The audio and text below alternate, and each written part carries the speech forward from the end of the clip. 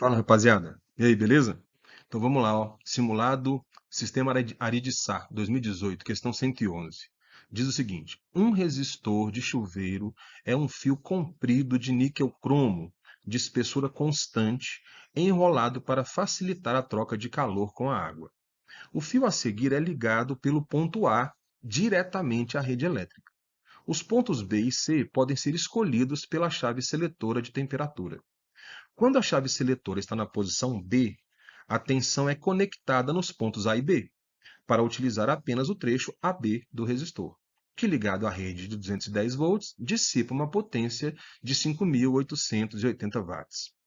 Quando a chave seletora é deslocada para C, todo o resistor é utilizado, e a potência dissipada na água é de aproximadamente, bom, vamos lá, é uma questão clássica, viu, gente, de chuveiro elétrico, em que ele muda a posição dos terminais para alterar a resistência do fio, né, que vai ser utilizado como resistor do chuveiro. Então, a gente pode entender assim, como os pontos A, B e C são terminais, então a gente pode entender, por exemplo, que o ponto A é o terminal positivo do gerador. E aí, quando a chave for ligada, a chave seletora for ligada na posição B, nós vamos ter esse pedaço do fio sendo utilizado no circuito elétrico. Então, vai passar por esse pedaço aqui uma intensidade de corrente I.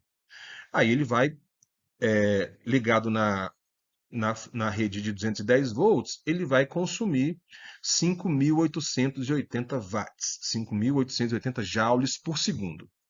Quando o terminal negativo for deslocado para a posição C, por exemplo, ele vai usar o fio todo. Isso quer dizer que ele vai ter mais resistência, porque tem mais fio, né?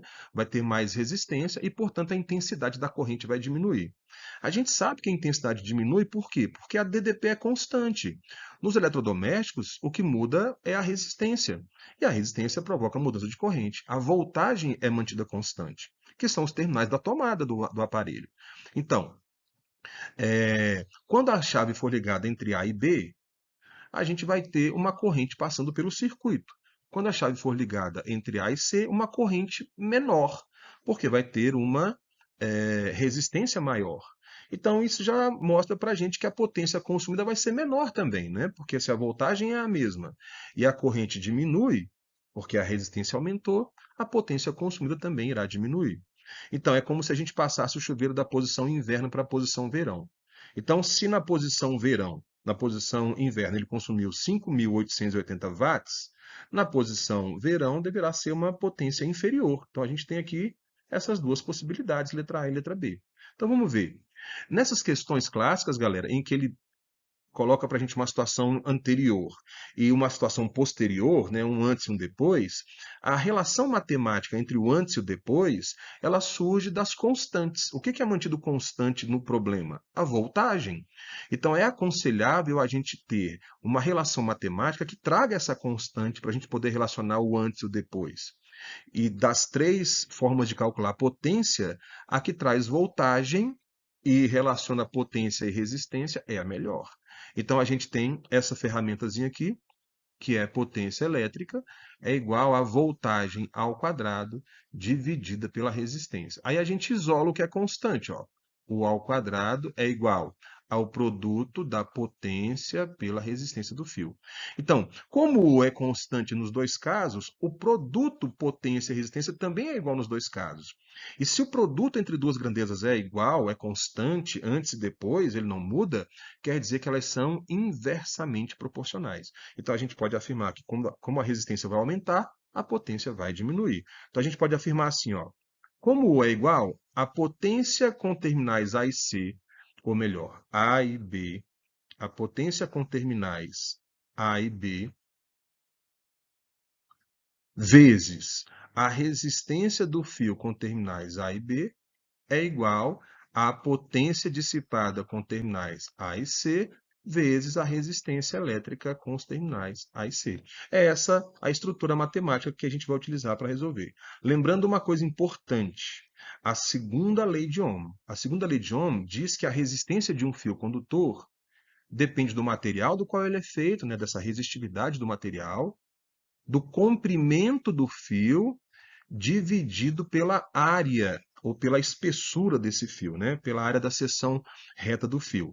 Então, onde a gente estiver lendo resistências dos fios com terminais A e B ou com terminais A e C, a gente vai substituir por essa expressãozinha que está aqui, da segunda lei de Ohm. Então, vai ficar potência consumida com terminais A e B, vezes resistência do fio com terminais A e B, é a resistividade, vezes o comprimento do fio entre A e B, dividido pela área da seção transversal do fio, né, da espessura do fio. Isso é igual à potência com os terminais A e C, vezes a resistência, que é resistividade do material, vezes o comprimento de A até C, dividido pela área. Pelo que ele disse no problema, a resistividade é a mesma, né, porque o fio é o mesmo, e a área de seção transversal também é a mesma. Então, a gente percebe pelo resultado que a gente encontra que a potência dissipada é inversamente proporcional ao comprimento do fio.